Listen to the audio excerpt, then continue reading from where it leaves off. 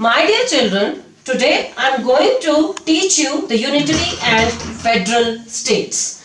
State can be a unitary state and a state can be a federal state. First I will explain you a unitary state. Constitution of a unitary state. How it functions. Let me tell you the meaning of unitary. Unitary means total centralization. All powers are vested with one government and that government is all powerful. The central government is all powerful. So the features of unitary government are very, very important, in which central government plays very important role. If it wants, it can delegate some of the functions to the local government. So that is the wish of the central government, whether it will give some of the functions to local government to perform. And then all powers and authority is possessed by one central government, which exercises the supreme legislative as well as the executive power. There are administrative units of the central government which functions at the will of the central government. There are some important features or characteristics of a unitary state. Total centralization means all powers are vested with one central government and the local governments exist and operate only in a way as is deemed fit by the central government. It involves the creation of a single integrated system of government. All powers are with one. That's why we say integrated. Local government work as administrative unit, as the unit of the central government. Their powers, their roles depend upon the wishes of the central government.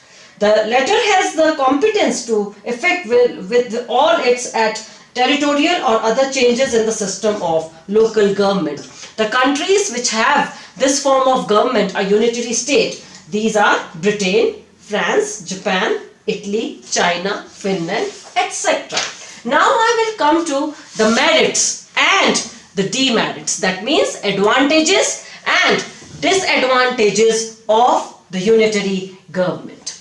Now let us discuss the merits first. Merits. It's a strong government. Why do we say that it's a strong government?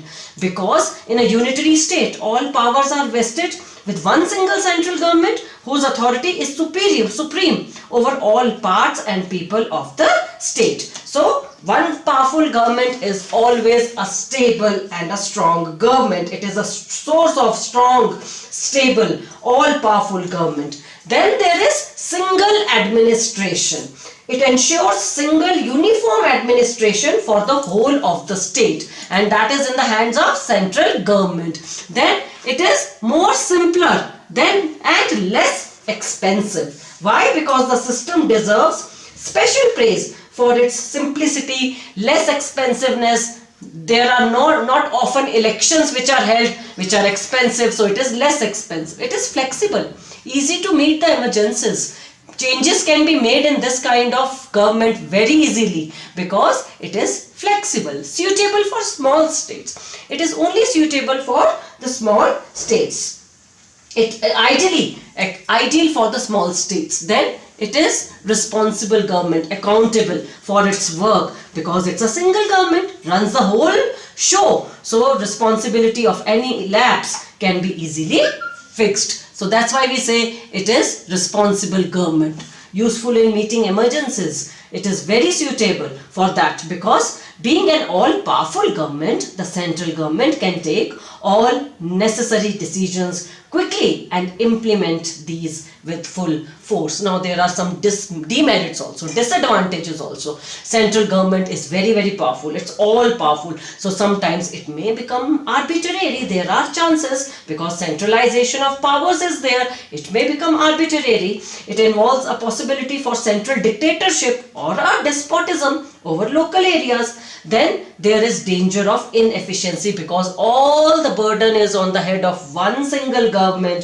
So it often behaves inefficiently because of being overburdened. Ignores local needs. Another valid point of criticism against the unitary government is that because of being located at the center and faced with pressing national problems, it often fails to satisfy local needs. Then it is not suitable for big states like India, USA. Unitary system is suitable only for small and homogeneous states, more dependent on bureaucracy.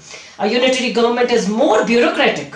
The existence of a single political executive and legislature for the whole of the state makes way for the dominance of the administration by the bureaucrats. Then there is less of local autonomy. Less freedom is given to the local government.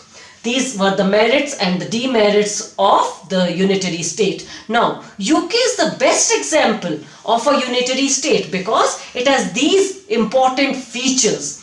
It is single central government with all legislative, executive and judicial powers in the hands of the central government. Single executive is there, single legislature and single judiciary is there. There is no division of power. Single, unwritten and flexible constitution. UK's constitution is an unwritten constitution because it is based on conventions, and the unwritten constitution is always a source of flexibility. Now, let me discuss another type of state, that is the federal state. Unitary and federal. Federal is just the opposite of the unitary. Why? Because in unitary, there is no division of power, but in a federal state, it is based on decentralization. Decentralization means division of power.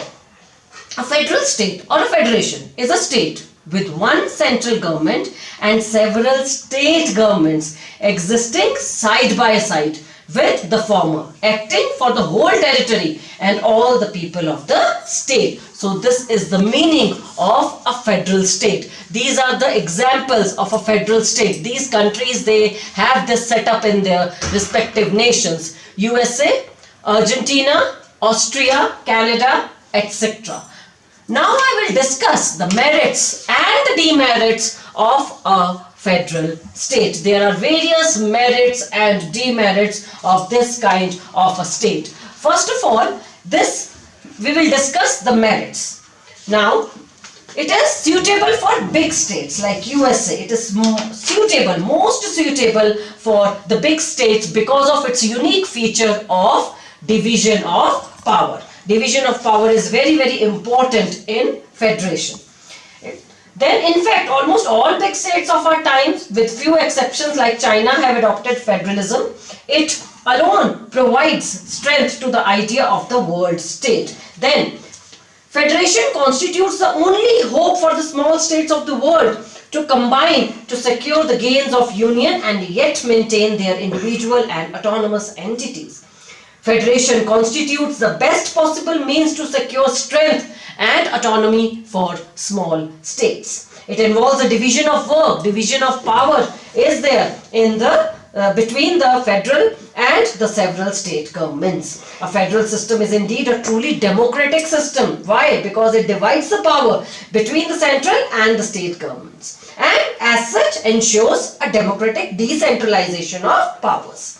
Each government works within its limited and clearly defined sphere of powers as demarcated by the Constitution, which is considered as the supreme law of the land. Constitution in federal state is the supreme law of the land. Then it is based on the principle of unity in diversity. It makes it possible for a state with several diversities to successfully balance the centripetal and the centrifugal forces and maintain its unity and integrity as a nation state. Then this is a natural form of organizing a state.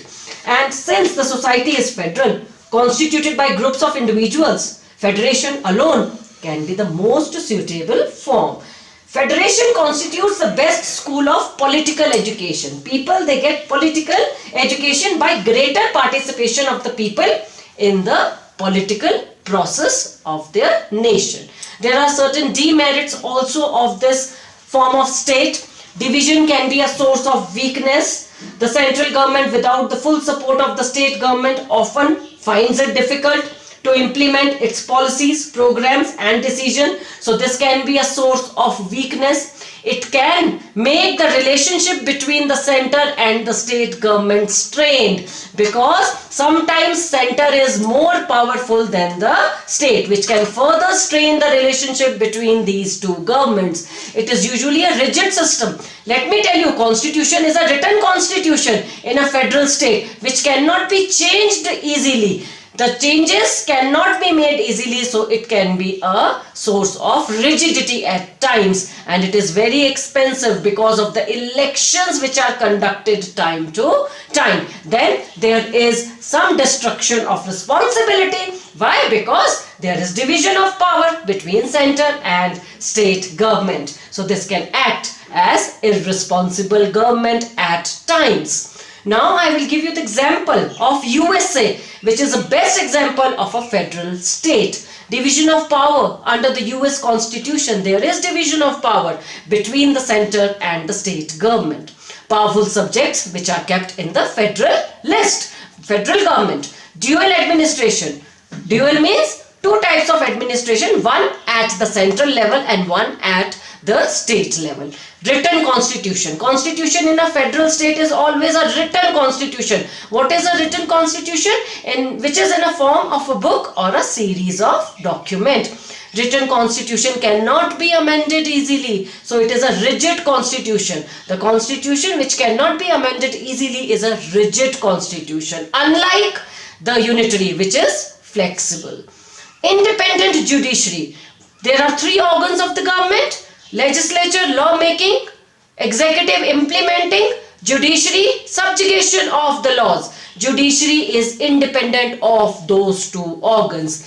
Bicameral Congress. Like in India, we have parliament which consists of two houses. In USA, they have Congress, which again consists of bicameral, means two houses. Bicameral means consisting of two houses. Which are the two houses of this Congress, US Congress? The Senate and the House of Representatives. Equality of all states.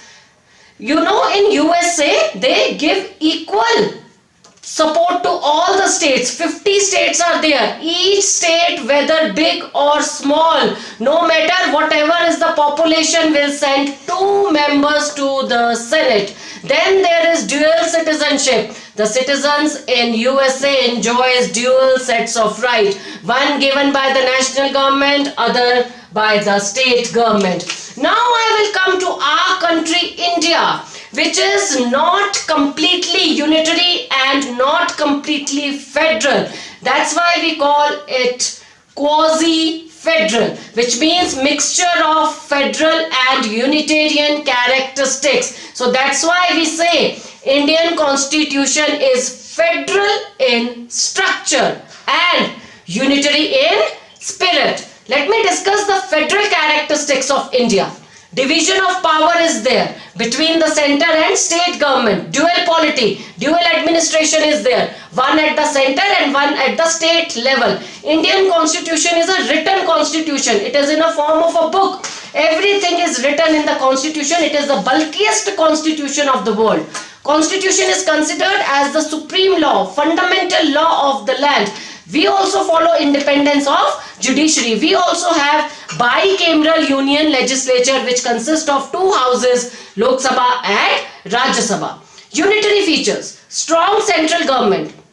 Although we have division of power, but our central government is stronger than the state governments. There are emergency provisions. When emergency is declared in the country, then all powers are exercised by the central government. We have a single constitution for the whole nation. We have single uniform citizenship. In India, we follow the provision of single citizenship. We have single integrated judiciary, unified integrated judiciary, one law for the whole country. So this was about UK, USA and India. I hope you liked it. Stay tuned for the next video. Thank you, children.